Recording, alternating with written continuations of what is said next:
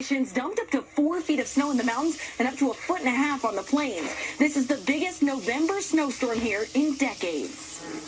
Colorado is digging out after 5 days of nearly nonstop snowfall. I mean, it's a lot for the first snow, but I think it's part of every year.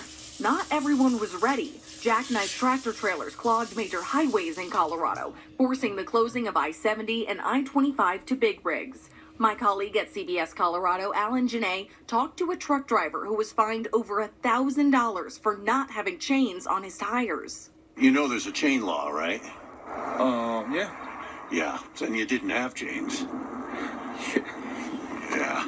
Also treacherous, the plains near the border with Kansas. This is probably some of the most dangerous driving conditions I've seen in my 25 years. Doing this here.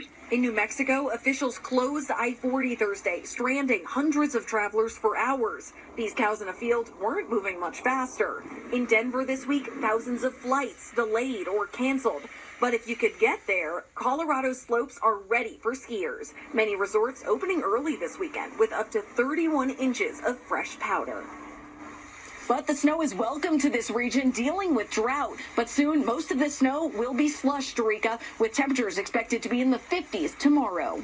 All right, Sarah Horbakowitz of CBS Colorado, thank you for your reporting.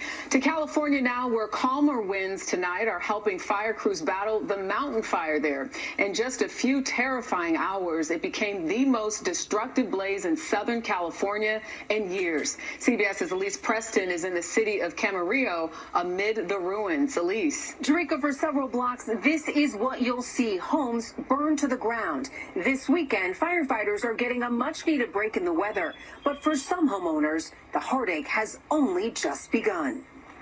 Yeah, anything you guys can find. I'm thankful.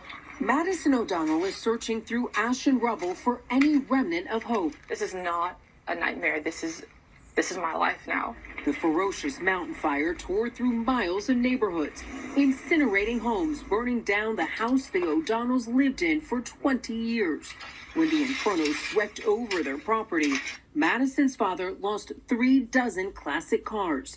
They exploded one by one. We had maybe 5 minutes, so I'm seeing my dad run back into the house, and I'm screaming, I am going to lose everything today, and the most important person is my dad. O'Donnell's father went back in for their 10-year-old rescue dog, Blue, who ran away during the fire. People say, oh, everything else is replaceable, and it is, but that doesn't make it hurt any less. But Blue is truly irreplaceable.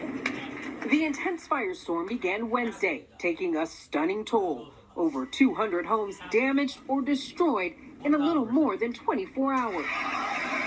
Incredibly, there was no loss of life, and many animals escaped to